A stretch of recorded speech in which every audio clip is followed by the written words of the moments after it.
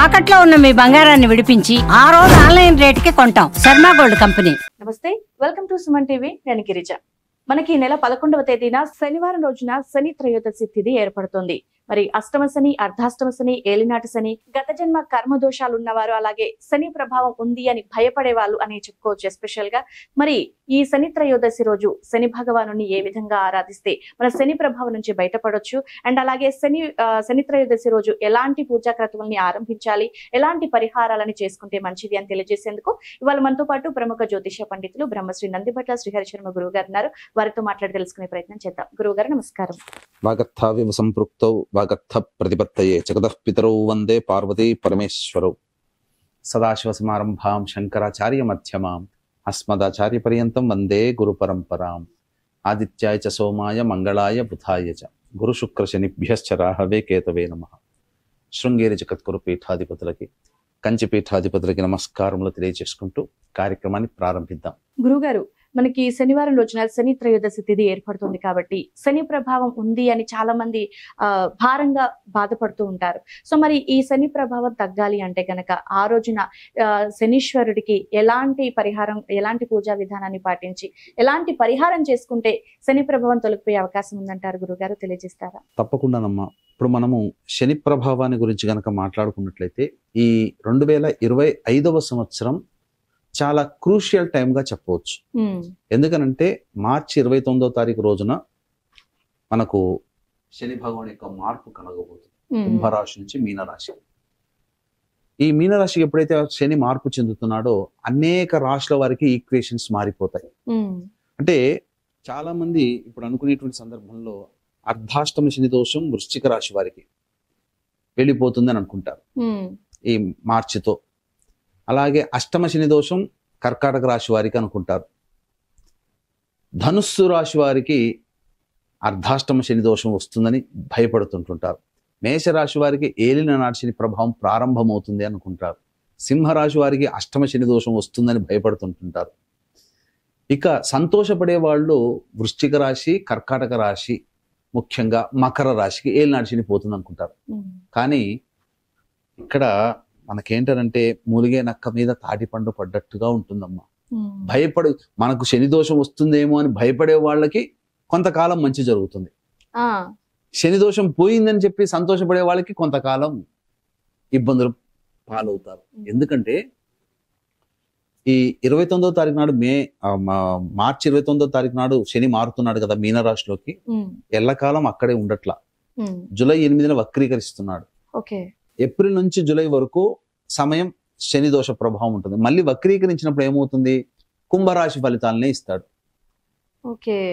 ఆ విధంగా అప్పుడు ఏమవుతుంది, ఈ అష్టమ శనికి కర్కాటక రాశి, అర్ధాష్టమ శనికి వృశ్చిక రాశి, మకర రాశికి ఏనాటి శని పోయింది అనుకునే వాళ్ళకి మళ్ళీ జూలై నుంచి అక్టోబర్ వరకు ఆ ప్రభావంలో ఉంటారు. మళ్ళీ అలా వెళ్ళిపోయి ఇలా వచ్చేస్తున్నాడు. కాబట్టి ఈ సంవత్సరం అంతా కూడా 4 రాశులు ప్రధానంగా మారిపోతున్నాయి: గురువు, శని, రాహువు, కేతు. ప్రతి సంవత్సరం గురువే మారుతాడు ఎక్కువగా. 2 సంవత్సరానికి ఒకసారి గురువుతో సహా రాహుకేతులు కూడా మారుతారు. 2.5 సంవత్సరాలకి గురు రాహుకేతులతో సహా శని కూడా మారిపోతాడు. ఈ మార్పు అనేది 2025లో 4 గ్రహాలకు ఉంది. కాబట్టి మనం ఒక రాశి వారికి మంచి, ఒక రాశి వారికి చెడు అని చెప్పడానికి లేదు. 12 రాశుల వారికి కూడాను ఏలిన నాటి శని, అష్టమ శని, అర్ధాష్టమ శని, కంటక శని దోష ప్రభావాలు ఉంటాయి. కాబట్టి ఈ 12 రాశుల వారు కూడా శని ప్రభావానికి గురవుతారు. అంతేకాకుండా మనిషికి శనితో సంబంధం లేకుండా ఇప్పుడు సమస్యలు ఎదుర్కొంటున్నారంటే అది గత జన్మ కర్మదోష ప్రభావాలు. కాబట్టి ఇప్పుడు మనం ఏదైనా మంచిని అనుభవిస్తున్నాం, యోగాన్ని అనుభవిస్తున్నాం అంటే గత జన్మలో పుణ్యం చేసుకోవడం వల్ల ఈ జన్మలో యోగం అనుభవిస్తున్నాం. పాపం చేసుకుంటే కష్టాలు పడుతుంటాం. ఆ కష్టాలని మన సమస్యల రూపంలో వాటి కడతీర్చేవాడు, కష్టాలను అనుభవింపచేసే అధికారము శని భగవానికి ఉంటుంది. అంటే మనం గత జన్మలో ఏం చేసామనేది అంతా కూడా సూర్యుని యొక్క ఆధీనంలో ఉంటుంది, రికార్డ్ అయి ఉంటుంది. ఆ సూర్యుని యొక్క ఆధీనంలో ఉన్నటువంటి సమాచారం అంతా శని భగవానికి ట్రాన్స్ఫర్ అవుతుంది. ఆ శని భగవానుడు తాను ఏ వ్యక్తి అయితే గోచారరీత్యా ఏ రాశిలో జన్మిస్తాడో తాను సంచరిస్తున్న కాలంలో ఆ రాశి వాళ్ళకి ఏలిన నాటి శని రూపంలో, అష్టమ శని రూపంలో, అర్ధాష్టమ శని రూపంలో, కంటక శని రూపంలో బాధలు కలగచేస్తుంటారు. అంటే శని అంటే ఎప్పుడు బాధలేనా అని కూడా అంటుంటారు.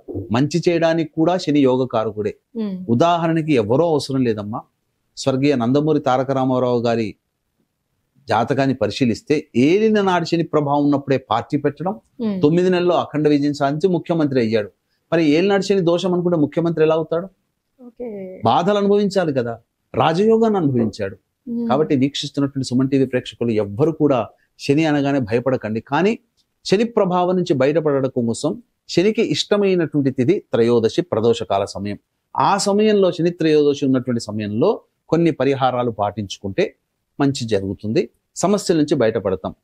మనము ఈ దేవతా గణాలని గ్రహాలని అర్థం చేసుకోవడానికి బాగా జ్ఞానం ఉండాల్సిన పని లేదు, కొద్దిపాటి విషయ జ్ఞానం ఉంటే చాలు. ఇప్పుడు మీకు చెప్తానమ్మా, ఇప్పుడు మీరు మీ బాస్ ఎప్పుడు కనబడ్డా గుడ్ మార్నింగ్ అనో గుడ్ ఆఫ్టర్నూన్ అనో నమస్కారం అనో నవ్వుతూ పలకరిస్తారు.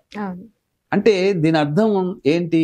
మీరు ఏదైనా పనిలో, ప్రతి మనిషి పర్ఫెక్ట్ ఉండడు కదా, ఏదో ఒక సందర్భంలో తప్పు జరుగుతుంది.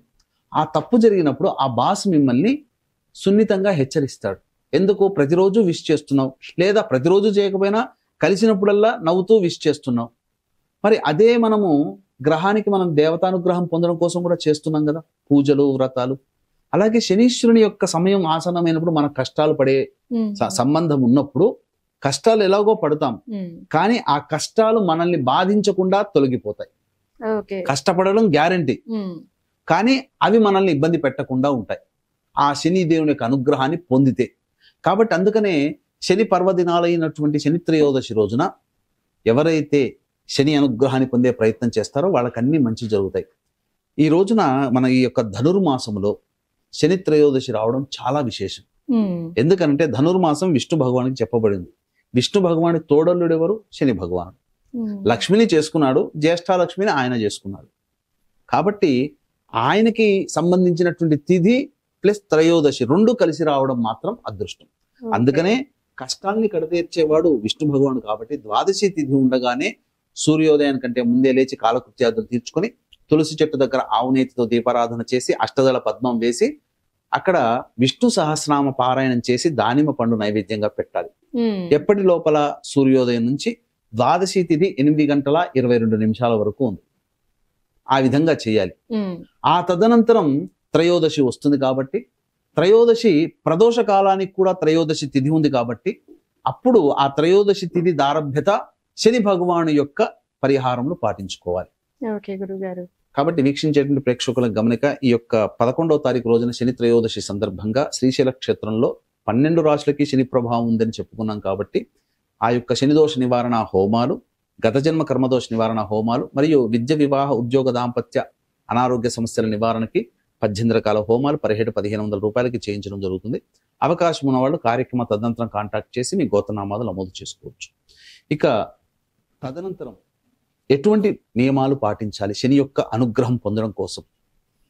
8:30 కల్లా శివాలయానికి చేరుకోవాలి. అక్కడ నవగ్రహాలు ఉంటాయి. నవగ్రహాల చుట్టూ శివాయ నమః అంటూ 27 ప్రదక్షిణలు చేసి తదనంతరం శనీశ్వరుని దగ్గర నల్ల నువ్వుల నూనెతో దీపారాధన చేసి శనైశ్వరుడికి అభిషేకము జరిపించడం నల్ల నువ్వుల నూనెతో.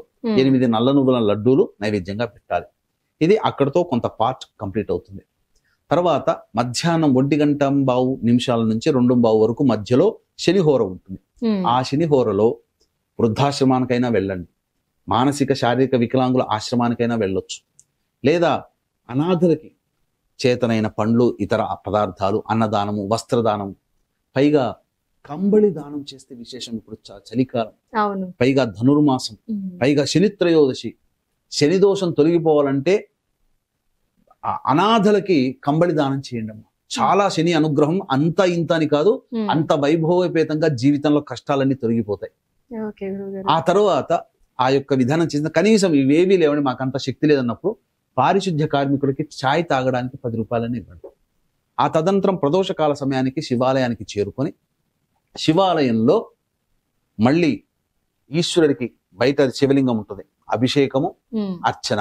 ఈ అర్చనలో భాగంగా శంకు పుష్ప పూలతో కానీ మరియు నీలిరంగు చామంతి పుష్పాలతో కానీ ఆ యొక్క అర్చన జరిపించడం చాలా విశేషం. ఈ విధంగా ఏ మానవుడైతే చేస్తాడో శని భగవాను యొక్క సంపూర్ణమైనటువంటి అనుగ్రహాన్ని పొందుతాడు, అందులో సందేహమే లేదు. ఈ విధంగా చేసినటువంటి మానవుడికి తప్పకుండా మంచి జరుగుతుంది.